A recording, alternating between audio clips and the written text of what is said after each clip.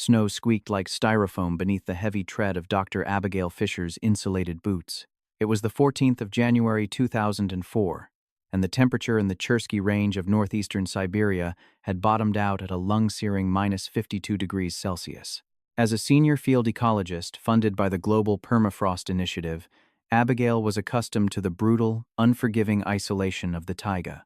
Her nearest colleague, Dr. Thomas Sterling, was stationed 300 miles away in Yakutsk. For 9 months of the year, Abigail's only company was the relentless wind, her monitoring equipment, and the vast, frozen silence of the Russian wilderness.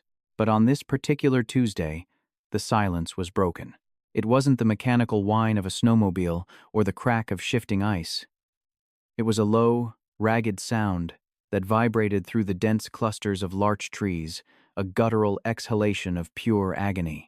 Abigail unslung her customized Remington 870 rifle, her gloved hands stiff with cold. Protocol dictated she radio her coordinates to Jacob Miller, the contracted bush pilot who flew her weekly supply drops, before investigating a distress call in the wild. But at these temperatures, radio batteries died in minutes.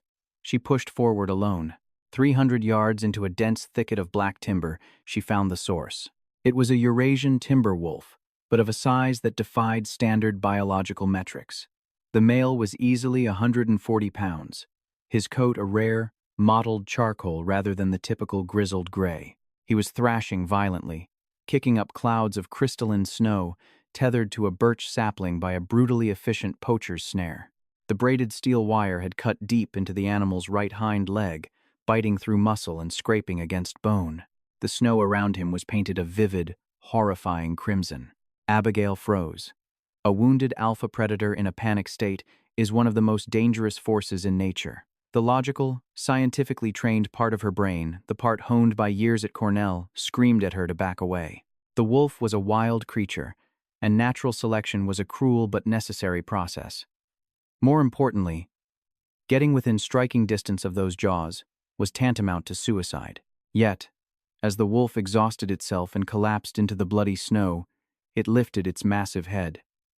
Its eyes, a piercing, pale amber, locked onto hers. There was no feral madness in that gaze. There was only a profound, desperate exhaustion. "I am a scientist, not a savior," Abigail would later write in her field journal. But leaving him there to freeze, or to be found by the monster who set that trap, felt like a betrayal of the very wilderness I swore to study. Abigail slowly lowered her rifle. She reached into her expedition parka and withdrew her field medical kit. Intended primarily for darting caribou, she loaded a syringe dart with a heavy dose of telazol, a powerful tranquilizer, and loaded it into her air pistol. She shot the wolf in the thick muscle of its shoulder. The animal flinched, let out a low growl, and within 4 minutes, its massive head dropped to the snow. Working with frantic speed to avoid frostbite, Abigail approached. The smell of copper, wet fur, and pine filled her nostrils. She used heavy-duty bolt cutters to snap the braided steel wire. The wound was horrific. She flushed the laceration with a highly concentrated iodine solution and packed it with clotting gauze, wrapping the leg tight with self-adhering bandages. Before the tranquilizer could wear off, she noticed a distinct feature. The snare wire had a unique, custom-machined locking mechanism, stamped with a tiny, crude anchor symbol. To free the wolf completely, she had to cut away a small, jagged piece of its right ear where a secondary tripwire had snagged. She retreated to the safety of a nearby ridge and waited. An hour later, the charcoal wolf stirred. It staggered to its feet, favoring the bandaged leg. It looked at the cut wire, then slowly turned its head toward the ridge where Abigail crouched. For 10 long seconds, man and beast stared at one another across the frozen expanse. Then, the wolf turned and vanished into the taiga like a ghost. 6 years passed. Abigail's research on permafrost degradation became internationally renowned, but she refused to leave her remote cabin. She had grown attached to the harsh beauty of the Chersky Range. She never saw the charcoal wolf again. However, there were signs. During the particularly brutal winter of 2007, Abigail found the freshly killed carcass of an Arctic hare left squarely on her cabin's porch. In 2008, When a pack of aggressive wolverines began stalking her data collection sites, they mysteriously vanished, leaving behind massive, splayed wolf tracks in the snow. Dr. Sterling told her she was romanticizing the data, applying anthropomorphic gratitude to random ecological events. Abigail didn't argue, but she knew what she had seen. The turning point came in November 2010. A massive cyclonic blizzard, what the locals called a purja, slammed into northeastern Siberia. Visibility dropped to 0. The wind chill hit -60. Abigail was safely secured inside her reinforced cabin, feeding logs into her cast-iron stove, when the heavy oak door violently rattled. Thinking it was Jacob, her pilot, whose plane might have been grounded nearby, she threw the deadbolt. 2 men forced their way inside, bringing a torrent of screaming wind and snow with them. They were entirely wrapped in military-grade winter gear. As they stripped off their balaclavas, Abigail's blood ran cold. They weren't researchers. They were illegal wildlife traffickers, men who operated in the black market of the Siberian wilderness, hunting endangered Amur leopards and rare wolves for overseas buyers. The leader, a scarred, heavy-set man who introduced himself as Julian Croft, carried a sawed-off Baikal shotgun. His partner, a twitchy, lean man named Leon, immediately began ransacking Abigail's radio equipment. "We lost our snowcat in the ice," Julian barked, his English heavily accented with a Dutch growl. "We are taking your supplies, your generator, and your satellite phone. If you cooperate, we leave you enough food to starve slowly. You take my generator in this storm.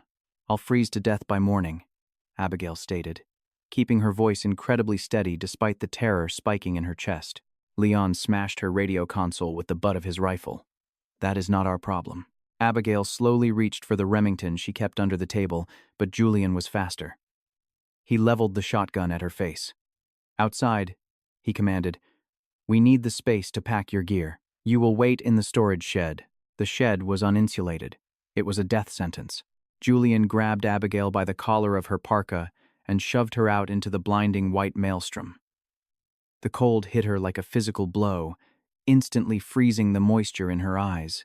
The wind roared so loudly it sounded like a freight train overhead. Leon followed them out, keeping his rifle trained on her back as Julian locked the heavy cabin door from the inside to secure their new stronghold. Abigail stumbled backward into the deep snow drifts, her hands numb, her mind racing for a survival strategy. There was none. She was going to die here, miles from civilization, a victim of the very human cruelty she had moved to the edge of the world to escape. Suddenly, Leon stopped laughing. Through the shrieking wind, a new sound emerged. It wasn't the howl of the storm. It was a low, resonant growl that seemed to vibrate from the very earth itself. Out of the blinding whiteout, a massive shadow materialized.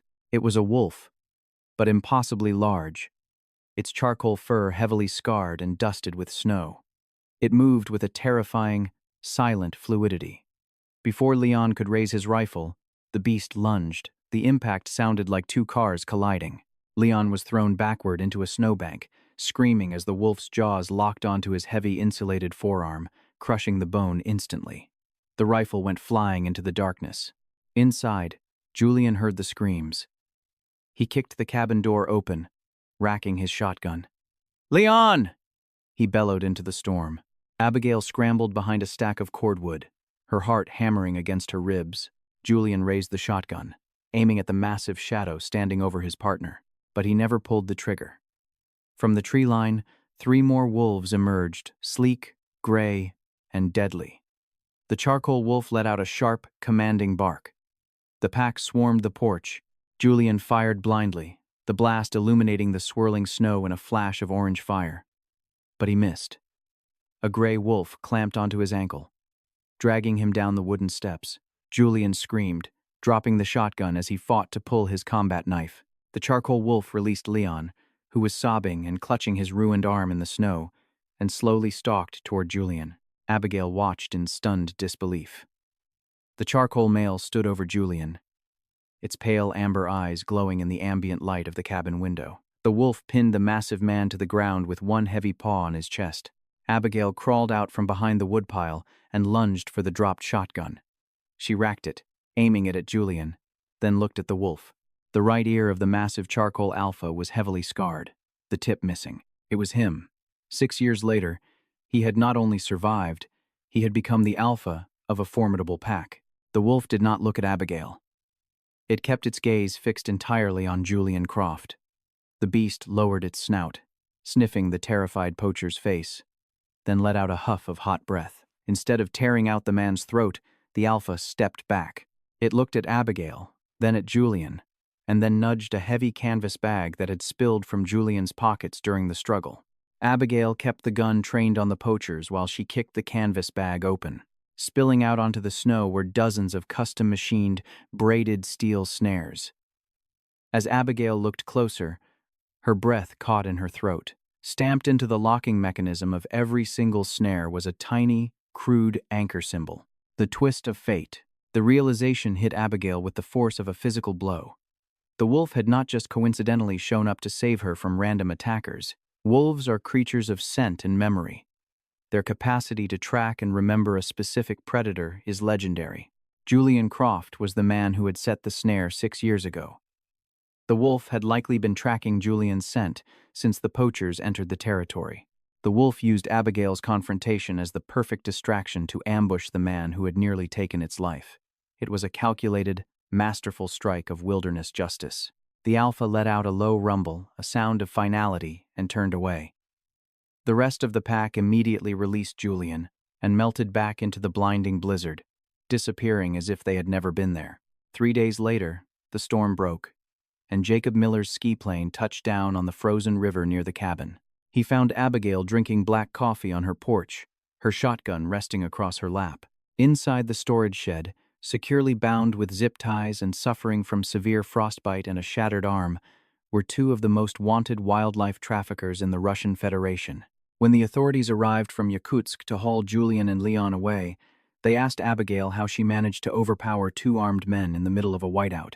Abigail looked out toward the dark, silent tree line of the taiga. She touched the small, rusted piece of wire she kept on her desk, the one she had cut from a struggling animal 6 years prior. "I had a little help from the locals," she replied softly. "Nature is often portrayed as cruel and indifferent, a place where survival is the only law. But there is a complex, unseen fabric of memory and consequence woven into the wild." For Dr. Abigail Fisher, the Siberian taiga was no longer just a place of isolation and data points.